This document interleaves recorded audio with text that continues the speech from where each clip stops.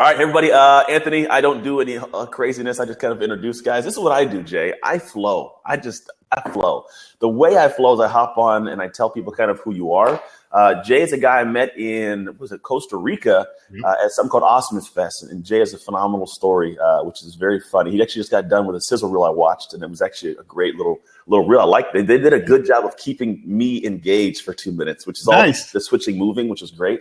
Awesome. Thank you. So basically, essentially what it is he's going to tell you who he is, what he does, and the topic today, which is self-leadership. So, man, feel free to brag about yourself for a moment. Why not? Man, I get to brag. Okay, I dig this. Well, first of all, I love you, man. I'm just so excited to be here with you, and I haven't actually got to be face-to-face with you since A-Fest, since Awesomeness Fest in Costa Rica. So long overdue. Thank you for having me here. I love the work you're doing in the world. You're just a total badass, and I love following you and all the journeys that you're a part of. So for me, man, I don't even know where to start. I've had kind of a crazy background. I was 332 pounds, about 130 pounds ago. I was a rapper, opened for the Wu-Tang Clan back in the day. And of course, like 90% of the audience now has no idea who the Wu-Tang Clan is because they've aged out of that. You know who they are. I know who they are. Wu-Tang. Wu-Tang Clan ain't nothing. You know what's funny too? And there's a story that came out like a few weeks ago that the Wu-Tang album just went platinum. Unfortunately, it was the GZA's Liquid Sword album that came out in like 98, but it just went platinum. So, really? Well, I guess, hey. So anyway, so I was a rapper. So I was also in IT for about 15 years, and I left IT about 5 years ago and became an entrepreneur. I started a couple companies. I had one company that was an executive transportation company that we ran for about a year. Very, very cool company. Very bad time in the economy to do it. Shut it down, and it's actually being resurrected actually as of this past week. So that's kind of cool. And then my second company that I started was one in cooperation with NASA, where we are commercializing technology from the space shuttle program. So that was very cool. That's still up and running. But through all those things, I really recognized that my love and my superpowers, my genius zone was to make people laugh and make people think. I'm the guy that prides myself on bringing as much ha-ha and aha as I can to every situation. So I realized, like, I got to explore this. Like, I'm into personal development because it's what helped me to, lose 130 pounds and to stop being a prisoner in my life, which I'm sure we'll talk about because that's a part of self-leadership. And so I was just like, I got to find a way to get paid to really do what I love, which is, making an impact, being of service to people in the world in whatever way I can, and hopefully making them smile or laugh at the same time. And so that's what I've been doing now for about 3 years. And I love it, man. It's just it's an amazing, amazing career and amazing journey to be on. I like it, man. I didn't know some of that stuff. I didn't know you were part of like a project that does like spaceship stuff. So, yeah, man. You were an overweight rapper who made spaceship stuff and did IT. I know. It's like you can't make this stuff up, man. It's kind of ridiculous. Yes. I got another one that I don't think I've ever shared on an interview before. So I do a lot of interviews, and this is something I don't think I've ever shared before. So you're getting the exclusive. All right. Do you remember Snap, the group Snap? I Got the Power, right? Okay. Yeah. So I used to live in Orlando. I just moved to Raleigh-Durham, North Carolina about 2 years ago, but I was in Orlando, Florida my entire life. And when I was young, my mom and her friend actually ended up meeting the two main dudes, the two rappers from Snap. Brought them back to the house. I was like flipping out because I was a hip hop head, at 10, 11 years old. So I was like 13 at the time. The main dude, I think his name is Turbo, like 400 pounds. He came in my room to play video games with me, sat on my bed. My bed collapsed under his weight. He broke the entire frame of the bed. So Snap, Mr. I Got the Power, broke my bed. There you go. Snap the bed. Done. Snap the bed. Ooh, I'm surprised you didn't come up with that one. That was right up your alley. That was good, man. I'm going to take you with me. You can be my ghostwriter. God, I'm going to in the background. Who's that guy? Don't look at the man behind the curtain. That's just something. All right. So awesome. That's a beautiful story. So I guess I want to lead in essentially with what is like, I always ask, what is your why? Like, I know what you like, why you do this, but what's deeper than the reason you just spoke out loud? Like, I always tell people the reason why we do something, because you've pushed to adversity with the weight stuff, with the businesses, I'm sure, because that's just entrepreneurship is an up and down. Yeah. You're to a place now where you're genuinely happy, you give back, like you've reached what people would call success. So what is your why? The deeper one you don't typically share, maybe like harder to explain, even if you just ramble around it. And two, what is something that you do, which I think is going to lead into self-leadership, that many people aren't doing, and you can't figure out why they don't do it to get their success? Yeah, I think that's a great question. So, my why really is that I just know when I am in a place of enthusiasm, then I can bring my best self to the world. Gotcha. And when I'm not in a place of enthusiasm, not only do I not provide service to the world, and I don't mean my services as my business, I mean just service to the world, whether it's loving my wife or being with my friends or providing my business services. When I'm not in this place of enthusiasm, which is like, there's a ladder of consciousness that I believe runs through our bodies. And there's lower level consciousness, which is the fear and the anger and the worry and the resentment and all these things. And then there's the high level of consciousness where you're like up this ladder, you can see as far as the eye can see, purveying over your land, just seeing all the opportunities, all the possibilities. And for me, when I'm at the top of my ladder, the word enthusiasm, right? From the Greek word entheos, the God within, is where I know that I shine. And so for me, it's like, if I know that I benefit as a human being when I'm enthusiastic, and if I know that I can benefit society when I'm enthusiastic, my why is simple. Be enthusiastic. Find ways to be enthusiastic because the world just works better. Like I dealt with this. It's funny you asked this question, man, and I'm going to go off on a tangent just for a second if it's okay. But I used to have all these issues. Well, my entire life I've had self-worth issues, mainly because of my weight. And it's the reason that I actually developed this kind of comedic ability. And it's the reason I became very empathetic and, always had female friends and all this stuff. And it's because I felt like I didn't have any worth to give because I was picked on so much because of my weight. And so, I wasn't attractive physically as a human being. So I was like, well, how else can I add value? And how can I cover up the pain that I'm feeling? And so humor and empathy kind of did that for me.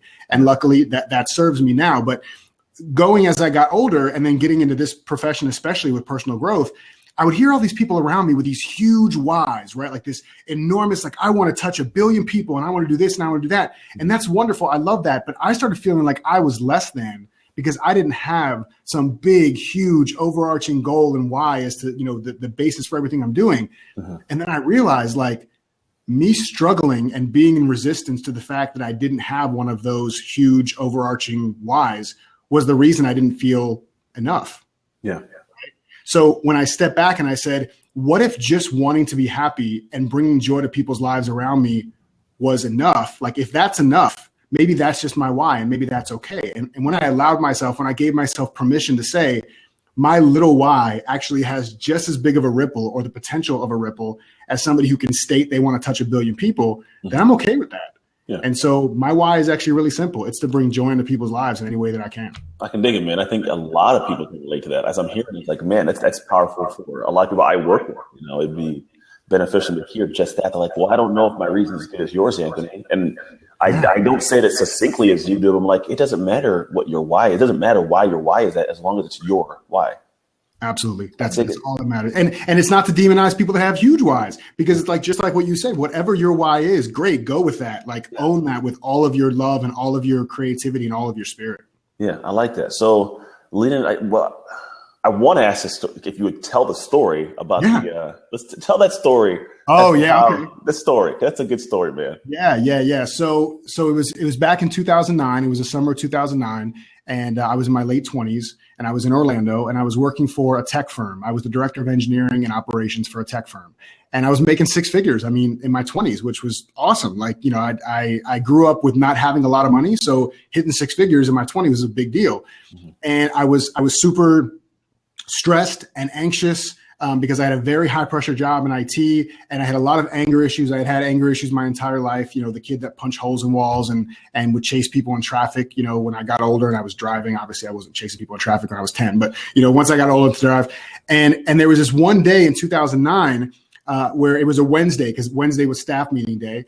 And I had, gone into a staff meeting, had our staff meeting. Everybody left the staff meeting. I went back into the conference room because that's where the donuts were. And I didn't want to eat the donuts in front of people because I was so, fearful about people seeing, my secret that I was just this glutton that was, shoving donuts in my face. And so I got my 2 donuts. I double fisted. I had 2 donuts. I went back to my office and I sat down and I started browsing the internet because that's what you do when you have a whole day of things to do. You just start browsing the internet. And I made it over to Amazon and I'm a sock person. I love socks. Let's see, I'm wearing today. As a matter of fact, funny enough, I'm wearing donut socks. Yeah, it's a setup. They probably set up. Yeah. So I'm in the office and I go to Amazon and I go to buy some socks, these Argyle socks or whatever, and my card gets declined. Yeah. And so I'm like, okay, this is weird. My card's getting declined. So I put the card number in again and I hit submit, and again the card gets declined. And this time it says, call your bank for further assistance. So I'm super pissed off. My anger kicks in. And that's what I did, the entire time up to the time I was 30, 31 years old, is I was a reactor. And I was like a nuclear reactor. Like I would just blow up no matter what happened. So that's what I did. Like I threw my chair back in the wall and I, snatched my phone off my desk and I fling my office door open and I stomp out into the lobby of the office building and I call my bank and I'm, mashing the 0 button so I can get a live person and get through the stupid automated thing. And I finally get this guy on the phone, Steven. And I said, Steven, what's going on? Like, why is my card being declined? What's going on? Why are you doing this to me? I was in this prisoner place where I was always looking for somebody to blame. I'm just super angry and my blood's boiling. And he says, well, Mr. Goldberg, it looks like there were some potentially fraudulent charges on your account. And so to protect your account, we disabled your card so we could, further investigate the charges. So now where I should probably be grateful and be like, oh, that's so cool. Thanks for cutting my card off. I just got double pissed, right? And I'm like, what do you mean? What do you mean? My, people have been using my card. Did they steal my identity? What's going on? So I said, I demanded, like, tell me what these fraudulent charges are right now. So he does some typing on the computer and he comes back and he says, Mr. Goldberg, it looks like there were 4 fast food transactions in one day across Orlando, which is where I lived. And we assumed somebody had stolen your card and they were physically testing it at different locations to see if it would still work. Mm-hmm. And I said, oh, those are not fraudulent charges. That was me. You can reactivate the card and thanks for your time. And I hung up the phone and just kind of stood there. And that was the day where the universe stepped in and cut me off. A multi-billion-dollar bank said, you are out of control and we are going to remove your means, your access to financial means to continue doing what you're doing to yourself. It's enough. And that was the day where I said, something has got to change. I tried so hard in that moment to figure out some other way to blame somebody else. Like, oh, I'm just really busy. And so I had to eat the fast food and yada, yada, yada. But it was the first time in my life that I couldn't escape what had happened. Mm-hmm. And I could no longer be a prisoner to myself and to my circumstances. And I was going to have to do something different. What eventually came to be what I call self-leadership or personal responsibility or courage. I was going to have to take responsibility and ownership of my life, or I wasn't going to have a life to live. Yeah, it's powerful. I think the way you stated it at Osmon's test was it took a bank telling you that you were fat and out of shape for you. It was $1 billion bank telling me I was not a control fat ass. I mean, that's basically what it was. And I listened. And the thing is that like that's not the only wake up call I've had in my life. That was just the first one I listened to. Gotcha. That's a huge thing. Yeah, we get wake up calls all the time. The question is, are you answering the call? And so that leads into the next question. What do you do to answer the call? Like, what is it you do different or you teach people to do differently to answer that call? Yeah. So, I mean, that's where, for me, self-leadership comes in. And that's not something where, it's not like I had that call and I was like, I know the answer. It's self-leadership. Like, it took a while to really get that down. All I knew in that moment was that something needed to change. And so even my initial quest to figure out what needed to change was in a way misguided, misdirected, because I was still searching for something outside of me to change what was going on inside of me. Mm-hmm. And so it was like, oh, I know, I just need to leave this crazy job that has all this tension and anger and stress being brought into my life. And I'll go be an entrepreneur. That'll be way easier. Right. And we all know that's crap. So I was changing my what, and I was changing my where, but I hadn't changed my how and my why inside. I hadn't done the inside out work that needed to happen. So it took me, it's taken me since 2010. So over the last 6 years to really do this work and to recognize that in any given moment, right, moment by moment, I have a choice. I can either show up as a self-leader, right, somebody who really owns their spirit, owns their energy, owns their interpretation of the world, owns their explanation of the things that are going on in their world, or I can be a prisoner of circumstance where life is using me and all of my energy and all of my imagination is wasted on trying to modify and manipulate and mold the things that are outside of me, which is the most exasperating, exhausting thing that we can ever do. Mm-hmm. You never can hold that. Yeah. I mean, everybody experiences it. Like, we know what it feels like to be a victim of circumstance or to be a prisoner of circumstance.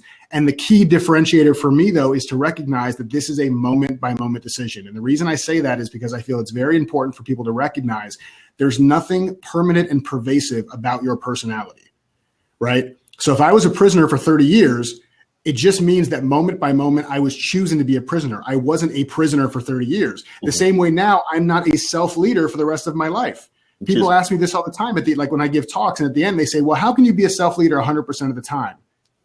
I have no idea, because I can't do that. Like that's not what I do, because it's not a thing that's permanent and pervasive. It is a moment by moment decision, which is beautiful, because that means in this moment, if I chose to be a prisoner, that is now an unemotional historical data point, and the only thing left is the next moment, and I can choose in that moment to exhibit self-leadership, which to me is like super freeing.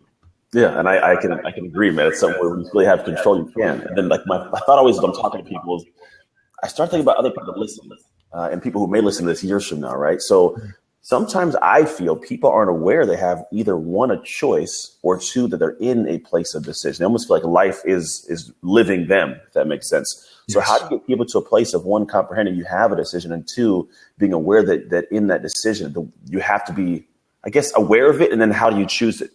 Yeah, absolutely. You're absolutely right. The first step is awareness, and the kind of precursor to all of this, the precursor to choosing self-leadership, especially in the beginning, is slowing down.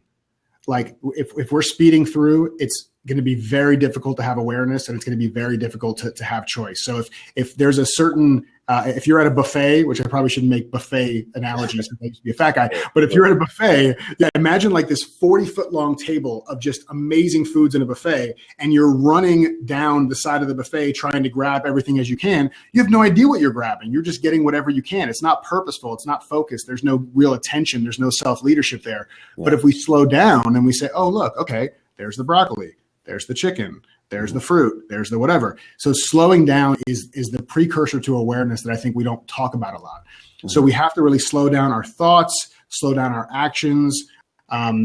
Slowing down in any given moment is the precursor. And then you start having this awareness. And once you have the awareness that in this moment, whatever I think is causing me to feel the way I'm feeling is actually not what's causing me to feel the way I'm feeling.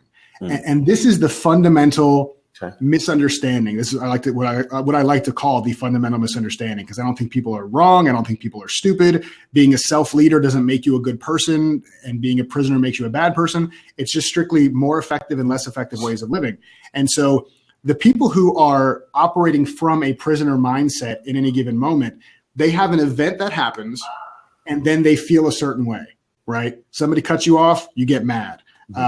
And we think that the event is what causes the feeling, right? We think there's this direct connection between the event and the feeling, but there isn't, right? There isn't. There's a step in between that. And the step in between that is the thought that we created about what that event means, right? So where we think event, somebody cut me off, feeling I'm pissed off, what's really happening is event, somebody cut me off, thought that person shouldn't have cut me off. They should have known better. Why don't they have respect for my safety? They should be caring about me and my family. Don't they know they could have caused an accident? Now I'm mad. Mm-hmm. So I'm not mad because of this. This is like a ceiling, right? This is truly a ceiling. The feeling that you have can't talk to the event. They don't speak the same language. Yeah. They only speak through the interpreter of thought.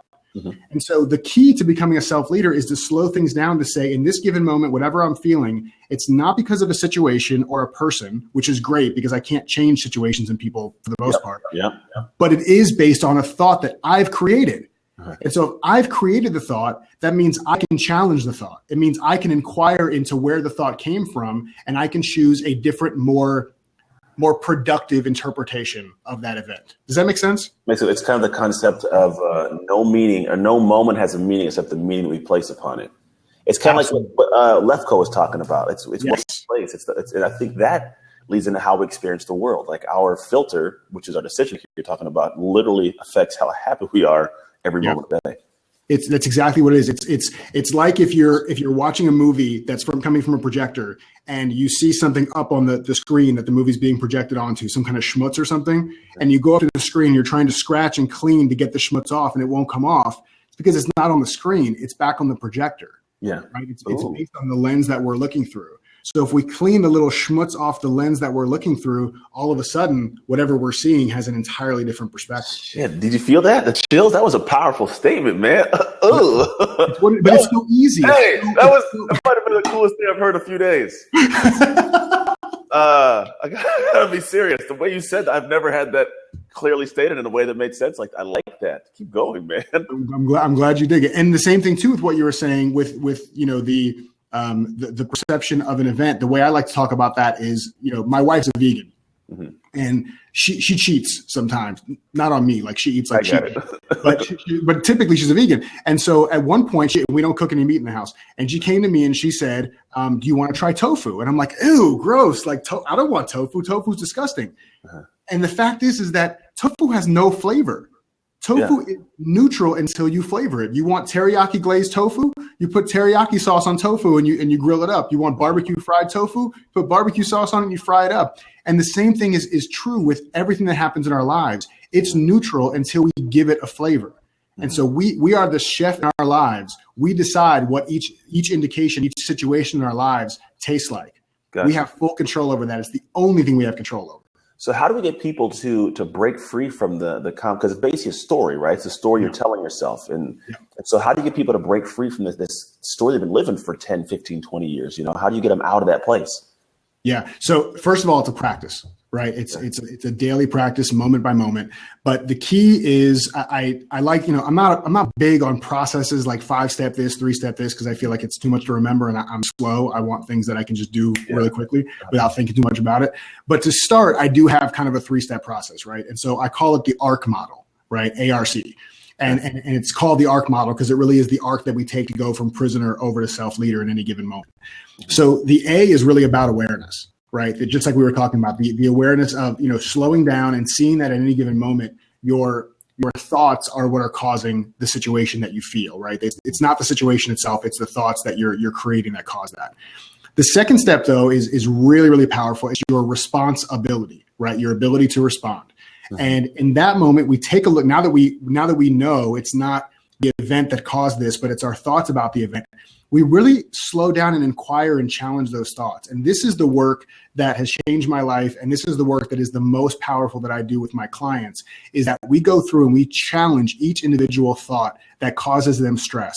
Mm-hmm. Because if a thought causes you stress and you don't inquire and challenge it, then you're asking to stay a prisoner. Yeah. The only way to have these beliefs let go of you, and that's the key. I don't need you or me or anybody else to let go of a belief. Once you question and see what the truth is, the belief lets go of you. Mm-hmm. There's nothing to let go of when it's not real, right? Yeah. So if there's a kid is scared in their room because there's a monster in the corner, and you turn the light on and show them it's a stuffed animal, they don't have to stop believing that it's a monster. The belief just no longer holds on to them. They're free.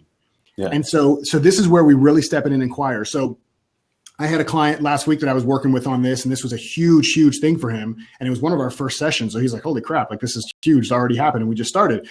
He had this belief that he had to prove himself to his wife, mm-hmm. right? He's an entrepreneur. She has a corporate job, and he believed he needed to prove himself to her. And so no matter whether it's true or not, he's carrying around this thought that brings him stress. I don't know if it brings him stress. I asked him and he said, yes, when I think that thought, when I believe that I have to prove myself to my wife, I'm stressed. Yeah. I said, cool. So tell me what happens when you believe that. What do you do to yourself? I beat myself up. I think that I'm not good enough. Cool. What do you do to her? Well, I probably treat her disrespectfully and I feel like she doesn't appreciate me. Cool. What else? Well, I fear that at some point I'm going to have to go back and get a job. Like, all these things are happening on a daily basis, all because he believes the thought that he has to prove himself to his wife. There's no evidence. He just believes that thought. And so we start questioning it and we say, well, first of all, can you even know that that's true? Like, can you know for a fact that you need to prove yourself to your wife? And initially he said, yeah, I know that for sure. Okay, cool, no problem. So let's keep inquiring. So we keep inquiring. He tells me what it feels like when he believes that thought. But then we flip it around and we say, okay, who would you be without that thought? Right. And this is based a lot off of the work of Byron Katie, who I was mentioning to you earlier. Mm-hmm. But we turn it around and say, who would you be without that thought? If you're sitting there and really put yourself there, this is like a meditation for him and for whoever does this, is, come out of your home office, and they both work from home. Come out of your home office and she comes out of her room, and you guys meet each other in the hallway. And typically you see her and the first thing you think is, hey, I got to do something to prove myself. And we know that brings up stress. Mm-hmm. Who would you be in that moment if you didn't have that thought? I'm not asking you to drop the thought because you didn't create that thought. It just popped up in your head and you've been believing it. So don't worry about dropping it. But I'm just curious, who would you be in that moment without that thought? And he starts really diving in and saying, well, I'd be peaceful.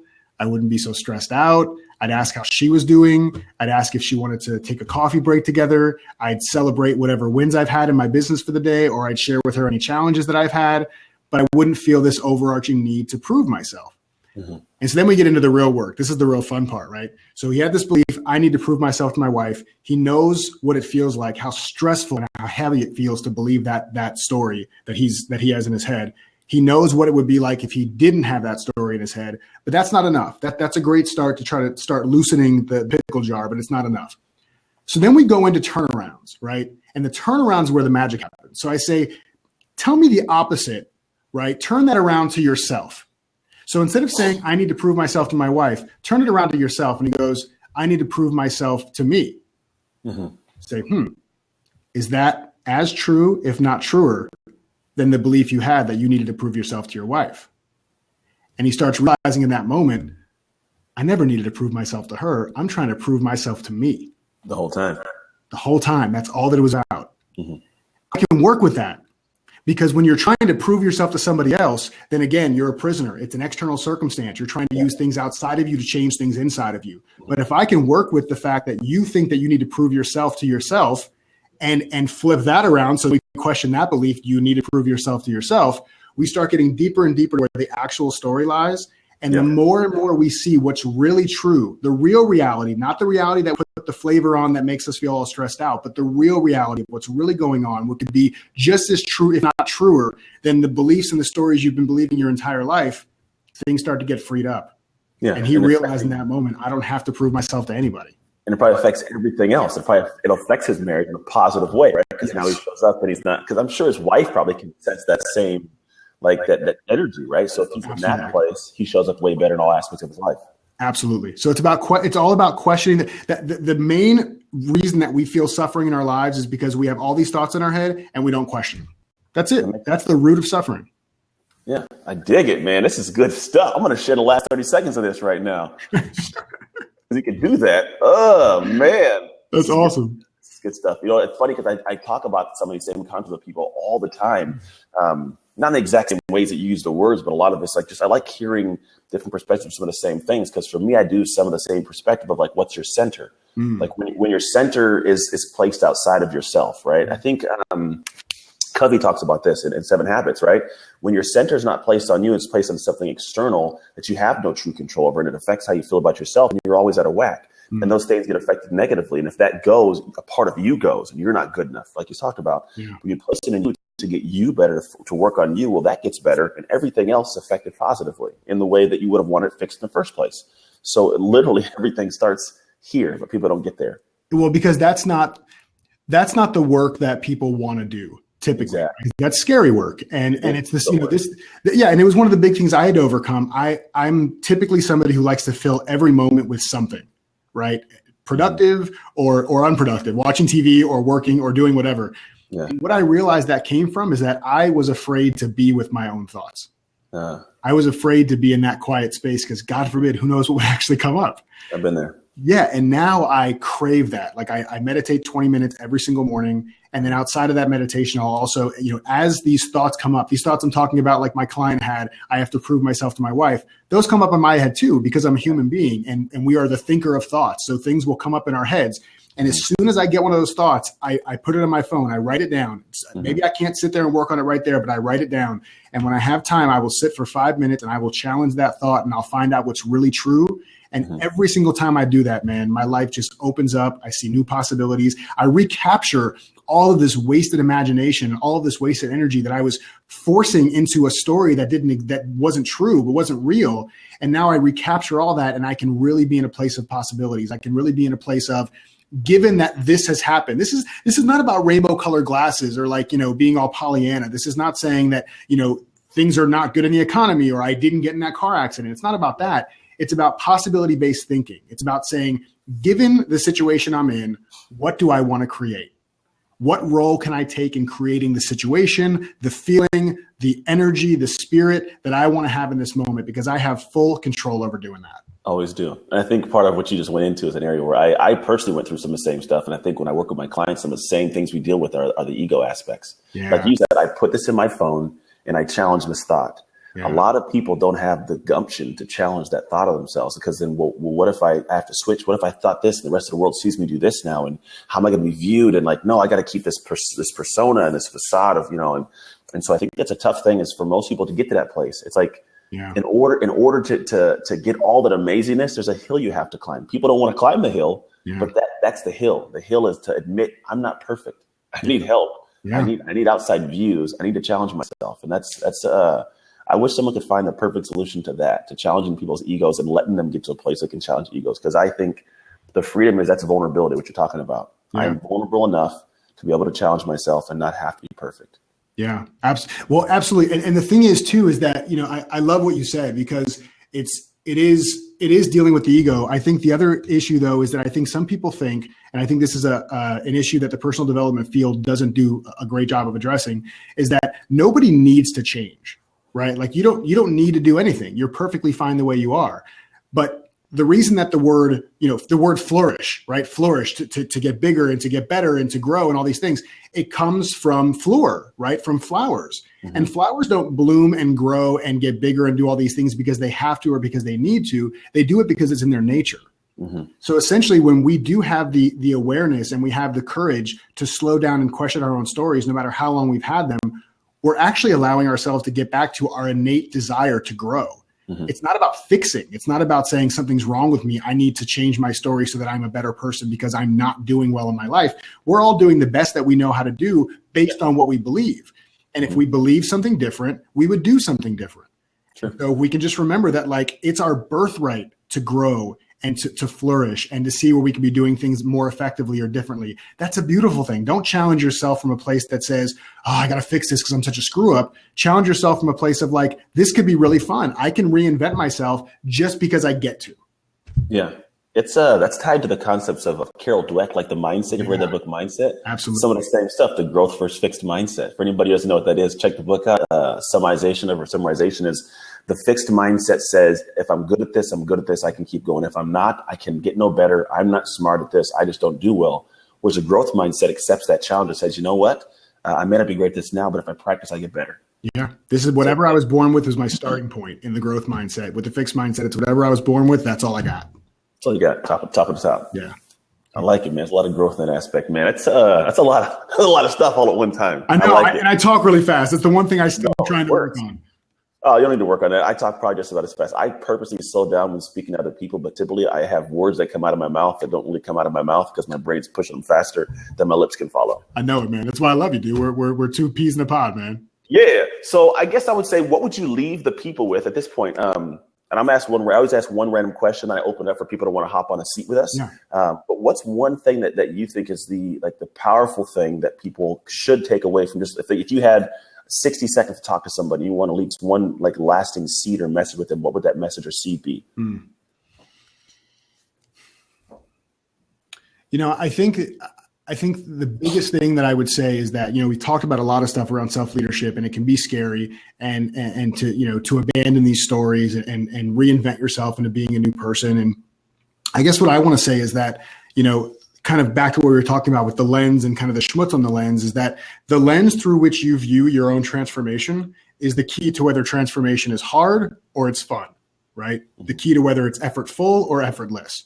And so as you're thinking about self-leadership and as you're thinking about ways to take full ownership of your spirit and to slow things down and say, oh, it's not this event that's causing that feeling inside of me. It's the thought that I'm creating about the event. It's the fact that I'm in resistance to what's going on right now. It's the fact that I'm making up a story about what's going on right now.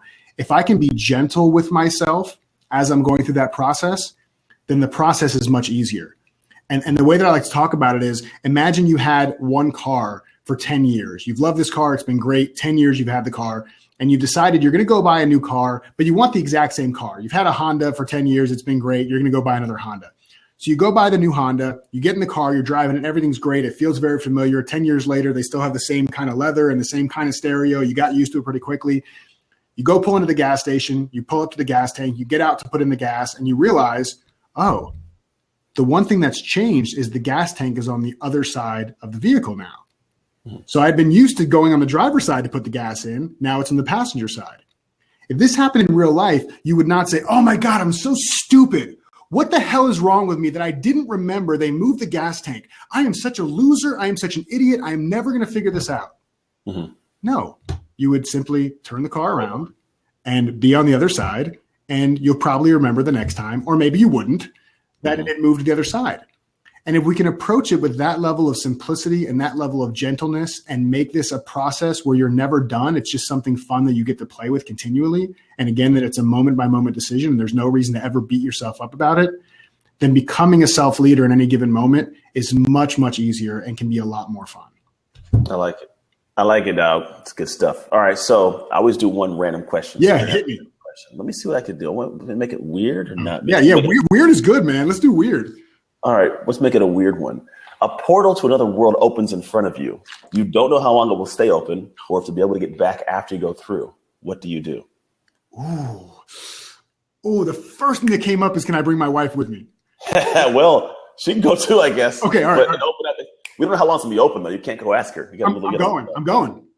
All right, cool. I'm going. And I'm watching the 11/22/63 show right now on Hulu where the dude goes back in time to try to save JFK from being assassinated. And he goes through a wormhole like that. So now I'm like, yeah, sign me up, man. I'm in. Go through, get your guns, start shooting things. All right, cool. So at this point, what I do is I open up the seat. Are you open, like getting people hop on and talk to you? Of course, man. Yeah, let's do it. All right, cool. And I don't know if sometimes they do. Sometimes they're Yervis. I call it Yervis. In the Bay Area, we call it Yervis. What's Yervis? It's nervous, but with a Y. I don't know. Just go with it.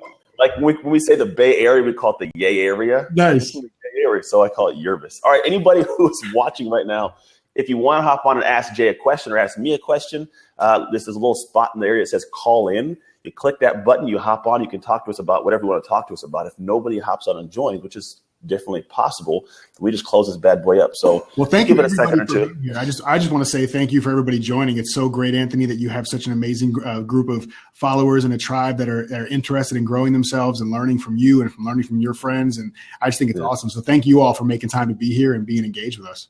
Yeah, man, I appreciate it. I seriously do. I get a high when I get to do all this stuff. If you can see on the side, Tashiata says thank you for your info. Oh, you're so welcome.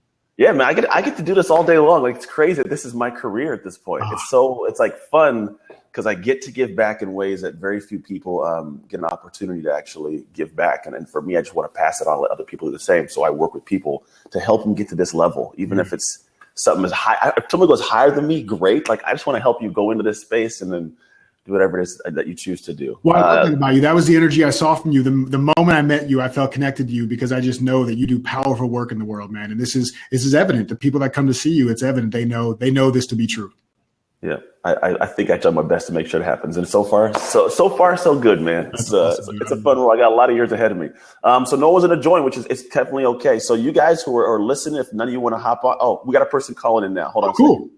Right as we're about to close it up, but it's good. We got Doug Stewart. Oh, Doug, that's my boy. Oh, what's up, Doug Stewart? I don't know you, but you're apparently Jason's boy. What up, Doug? I am Jason's boy. What's going on, Jason? What's up, man? Doug and I are both speaking at TEDx Raleigh next Saturday. Yeah. Oh, okay. We're talking about that. Both doing our first TED Talks. What, Doug? Talk about what your talk is about. So my talk is actually very similar. Or my topics are very similar to Jason. So Jason talks a lot about self-leadership. I talk about self-mentorship. Oh, okay. So sometimes they can be a little interchangeable. A lot of the feel can be similar. But Jason's talk may be better, but I'm definitely better looking. And way taller. And Doug, you played college ball, right? I did. Okay. I did. College ball. You can't tell, but Doug is 6'7". Past tense. Past tense. Past tense. That's what I'm feeling. I used to play football. You know what's odd? I had a guy send me a message yesterday challenging whether or not I actually played in the NFL. It was literally, it was comedy. It's the weirdest thing in the world. He's like, I looked on some websites and I didn't see that you played. I'm like, I sent him pictures, my player's card. I sent him my 401k from you have to get accredited years. I'm like, I don't know. Well, here's the problem though. He went to askjeeves.com to find it. And that's why it didn't work. I mean, he's from South Africa too. He knows no idea how American football or whatever. It was the weirdest thing. But I was like, what? It's like next thing he's gonna tell me I'm not black. I was like, really? Like, what's gonna go on here? Well, wait a second. I'm gonna question your blackness. Can you bring Toby into the screen for a minute? Toby. Where's Toby at? This has never been recorded before. Uh-oh. So I'm going to tell you guys about my dog. This is my dog, Toby.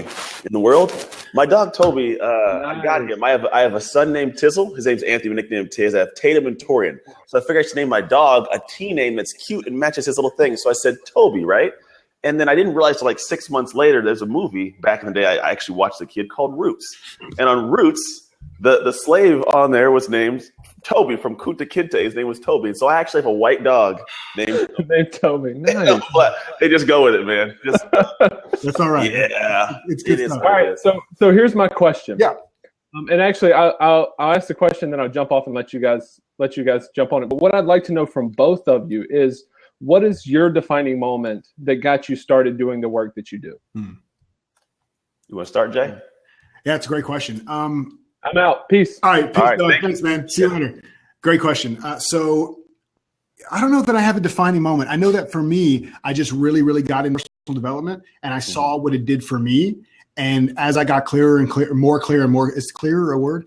As I got clearer, I think it's a word, on what really lit me up, I said, okay, how can I find a way to keep reading, keep learning, keep doing all these things and get paid for it? So that was kind of my turning point to say, like, is this a possibility? Does this even exist? And to me, that was the turning point. Once I saw some models, some examples before me that had done that, I'm like, wow, this is actually possible. I like it. And then there's a question we're going to get to by Marion Community when we get done. But my defining moment was, I know it. I have had a lot of craziness in life, and I would think there's a lot of defining moments, but the one that got me in literally to this space doing this now was April 15th, 2014, when my mom passed. Like, I was in the room holding my mom's right hand, and she took her last breath, literally, like, watched it leave her body. It's like this weird moment of, like, in death, it's crazy. I think we all get this moment of, like, really, what are we here for? What are we doing? And it was like this thought. I'm like, gosh, like, what did this mean? And so for me, it brought a lot of just thoughts of, I can't continue to keep living this life where I'm kind of happy but not fully fulfilled. And I looked at what my mom had done for my life. And I've always loved helping people. At this time I was owning a gym, traveling, speaking, consulting. And I was giving, but I was still locked away in this gym in a small town, helping people lose 15 pounds or run a couple seconds faster. And it wasn't the work that I felt I was put on this planet to do. And in this moment, I got to start thinking about my mom passed. She passed of multiple sclerosis, and she couldn't run, couldn't move, couldn't live. I was like, but I have the ability to. And then for me, being in foster care, like, I'll put some numbers at you. I didn't know these numbers exist until recently, but if you go to any prison in America, 75% of the inmates are former foster youth. Wow. 2% ever graduate from college. So I'm one of 2%. Businesses, my business lasted for like 6 years. So, like, actually it's still open for the most part as a consulting firm, but I made it past that 5-year mark where 95% of businesses fail. And then playing in the NFL is like a small percentage of humans. Mm-hmm. And what I realized was, like, my mom impacted my life immensely in ways like I didn't even quite comprehend until this time. And I'm like, I'm sitting here with kids and I shouldn't have kids, like I should be dead or in jail. Like I shouldn't be here, but it's because she impacted me. And it was an unconditional impact. And so for me, I ventured in and said, you know what, I closed my gym. I started speaking. I worked into a world where I just wanted to impact people in a way that she impacted me. Mm-hmm. That's it. And I get a full fulfillment from doing that. That's why I do this. So the question says, do you ever get tired? Up here, she says, you ever get tired bringing the energy everywhere? Sometimes as self-leaders, people expect a lot of energy all the time. The crazy part is I get energy from giving. Every bit of me, like I wake up in the morning, I'm like, let's go. Like, because I get to do these things. Like I was looking forward all day, like to talking to you today, right? Yeah. But I know that's not for me, but it's for everybody watching. And if I'm able to be a vessel for that, that's my energy. I never get tired doing it. Like physically, my body may shut down, like I'm on the couch and I wake up, but I never get fully, like completely drained. It actually fills me up to do this. I love that. Yeah. And that's a great question too. And thank you for sharing that story, man. That's a really powerful story. And so you do have a quite a deep why, and it's not some big overarching crazy why. It's just a really deeply personal, purposeful why. And I love it. So thanks for sharing that. You're welcome. Yeah. And a great question from Mary. And I'm the same way where I do collapse. So after I bring it, like when this thing's like, I'm so on right now and so into this and I could do this for the next 5 hours, but as soon as it goes off, I will kill over and die for probably 24 hours. So I mean, I do have to have my recharge time, but when I'm in the moment, like I could do this. I've done it before. I actually did with EverCoach, which I know you're familiar with EverCoach, right? The mind valley stuff. Yeah. So we actually did an 8-hour boot camp where I hosted an 8-hour live boot camp online, 8 hours straight. which I never thought, like I wore a diaper, and I'm just kidding. So, but 8 hours straight, and I was like, there's no way I can be on camera for 8 hours straight. And I had like an hour break here and there. But for the most part, I was on camera for 6 hours in one day, interviewing like all these different people and just a lot of stuff. And at the end of it, I was dead. But during it, I was like, this is the greatest thing ever. So I think if you're really into what you're doing and you can find the love and the enthusiasm in whatever it is you're doing, then you can just bring that energy until your body shuts down. It goes. That's exact. I know it's a different kind of feeling. I think for me, what I tell people is you get to that level where it's almost surreal. Yeah. Like when you're in that place, I say great isn't great until it feels surreal. When you have something great happen, you're like, holy shit, is this really, you got to pinch yourself. Like, is this real? Yeah. And I feel like those are the moments I get into where it's like I get off and then I get to go back and relive the moment. Because in the moment, it was just so amazing. Yeah. Like, holy crap, that just happened. Yeah. And that could be being a mom. It could be being a dad. It could be being a business owner. It could be talking like this. But I think some people don't get to the place of having self-leadership to lead them into a place of doing that with their life. Absolutely. And I know Marion, and I know that when I watched it all and nearly died. She said she watched the entire 8-hour boot camp. I'm sorry for you. I didn't watch the entire 8-hour boot camp, and I was on it. I know that she's a speaker as well. And I know when she gets up to speak that all that energy comes through her too. So she's in that same place. Yeah. Why doesn't Marion hop on this thing? No, Marion, what are you doing? And Marion's in, God, I'm gonna get in trouble because I always forget if it's Ireland or Scotland, which I think you're not supposed to do that. That's like saying, oh, you're like Puerto Rican or Dominican. Like you don't say that. That's wrong. So I feel like I'm doing something wrong. So Marion, if you're on, jump on. Come on. Scotland, there you go. Stop telling us. Show us. What are you doing? Here's what I do know about. Sometimes when women are not ready to go on camera, they don't want to go on camera with me. I'm in bed with my 5-year-old. It's even better. That's real that way. I'm not gonna, true. Put the 5-year-old on. You talk, but let us just watch the 5-year-old. There you go. That actually could suffice. You never know. She says, "Love it." Anyways, all right. Well, I guess if we have nothing else, we're gonna get off this bad boy, man. I truly, seriously appreciate you coming on. This is I will say that you were right in your statement previously. Remember the statement you said? Oh, that's right. And do you remember your actual subject line? We won't talk about that. But I just farted? That's the one. Hey, you have no idea how well that works. And I have no idea why. Everybody opens like, holy crap, I love that. I'm like, well, great, because that's just me. Because it's unexpected. Like, it's perfect. It's totally unexpected. But I love it. And I'm glad that I'm right up there with the statement that I made. That's because of you. That's because of you, bro. Yeah, you too, man. So those of you guys who want to get a hold of you, anybody who wants to reach out to you directly, because you do speak, you do a lot, and it's amazing stuff, the meometry stuff. So if you could let us know how to get a hold of you. Yeah, absolutely. So I actually just relaunched my website. So now you can actually go to thejasongoldberg.com. I know it sounds pretentious, but Jason Goldberg wasn't available. So I had to go to thejasongoldberg.com. And there's a bunch of free video trainings, and you can grab my ebook there, and you can get a link to watch my TV show, The Not So Serious Life, online. A lot of fun stuff on there. That's all free. And check it out. And if you want to continue the conversation or you have any questions about self-leadership, hit me up and I'll point you in the right direction. Do that. You're doing better than I am, man. I like to watch and follow the way you operate. And then, I don't know if better, you're just doing a phenomenal job. That's why I like to have humans on here. Somebody one time asked me, Anthony, how do you get people on your show? Like, they're like, how do you get different people, cool people on? I was like, honestly, I think you attract what you become in the world. So I try to be a great guy so people want to come on that are also great humans in the same capacity. So that's it, everybody. If you want to reach out to me, go to renewuniversity.com and subscribe to be on the early info list for when it comes out in May. It's actually going to be dope. I cannot wait to get this thing. It's actually, I just finished all the online design. I'm actually having someone design the PDFs now, and then I film all the videos all basically of April, launch it in May. Nice. So go there. Also follow me and Jason at Facebook. I'm at Anthony Trucks. If you go to Facebook/Anthony Trucks, you're at Jason Goldberg, right? Actually, if you just go to Facebook, like literally go to www.facebookjason.com, it'll redirect you to my Facebook page. Oh, you're smart. Look at that. Oh. Anyway, you guys got to go do that. Someone says, can you not speak longer? Oh, she wants us to keep going. You want us to talk? What do you want to talk about? Nearly got my. She said she nearly has the kids to sleep. It's because of us. Our voices are putting the kids to sleep. That's what she's saying. Oh, well, I'll do this. I'm going to pause recording and stop it, and then we can continue to keep talking. So that's it. Anybody wants to get a hold of us, go to those places we spoke about, and we'll talk to you guys soon. And we talk about kind of examples of what a prisoner sounds like and what a self-leader sounds like. But to have people write out in his petty prisoner, victim-y language as they want, some situation in their lives. I mean, really go for it. Don't censor yourself. Just let it all go.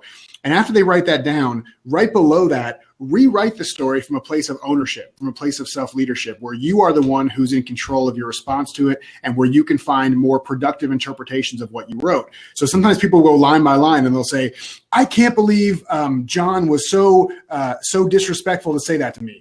And they'll rewrite that line by line and say, I realized that I allowed myself to feel offended based on what John said. And they take ownership of the way they feel instead of blaming it on something outside of themselves. Mm-hmm. And that can be a hugely transformational exercise because people say, wow, with a slight shift in perspective and a slight shift in language, the entire story changes. So that can be a great exercise. And I think it also leads to a place of like feeling like you can actually change the future situations. Yeah, absolutely. If you feel like you're not in control because, you're not giving yourself ownership, then it's like, oh, this just happens to me. And you feel like a leaf in the wind. Absolutely. And the other thing too is like we were talking about earlier, and I don't know if you were on for the whole thing, Marion, but we were talking about how it's not the event that causes the feeling, it's the thought that causes the feeling. So having people kind of write down several situations that maybe upset them or made them feel mad or angry or sad or fearful or whatever, and then have them really dig in and find out what thought they had created about that situation that actually had them feeling that way. Because that's really the awareness piece. There's a Nathaniel Brandon is a famous psychotherapist who since passed away, but he said, you can't leave a place you've never been, right? So it's really important that we find out where the thought is, find out where the thought's coming from, because until we know that, there's really no way to challenge the story. Cool. Devin, what's up, man? Devin's here. You would love Devin, Anthony. Yeah, Devin, I just responding to me. Says, great job. I said, thank you. Thank you for joining. I think he said, thank you for joining. I'm going to go ahead and leave That's okay. Devin is my man. That's like Devin. This is not a diss when I say this. He sounds like Q-Tip. So, yeah. But it's good. Like every time I talk to him, I want him to sing like "Vibrant Thing" or something to me, but he never. That's great. It's a brother from another mother. That's right. That's right. That's a throwback song, right? You probably rap those songs. I'm assuming back in your rapping days. Were you at the party at A-Fest that I rapped? I was here, to be honest. You rapped. I was drunk and I was off somewhere else, and then I ended up coming back. So I was good. So if you were drunk, then I was good. Well, I don't remember. What happened was I was drinking and dancing, and then I think it was the time my shirt was literally so sweaty it was like dripping, and so I walked off and I wrung it out, and then I came back and continued to dance. And I guess at that time is when you did your whole thing. I was, when you're like. Well, for me, when I get drunk, I get like tunnel, and I don't drink very much at all. Only pretty much when I go to the A-Fest. Yeah. So I'm like here. So if I was here and you were out there, I wasn't seeing you. I heard it was great though. Yeah. It seemed to be pretty good. People tended to like it, and I guess Lisa Nichols said she was the rap extraordinaire of A-Fest. So Vision said you need to get on the mic and show her what's up, and so I did it. And Lisa's awesome though. She's great. She is amazing. That's great.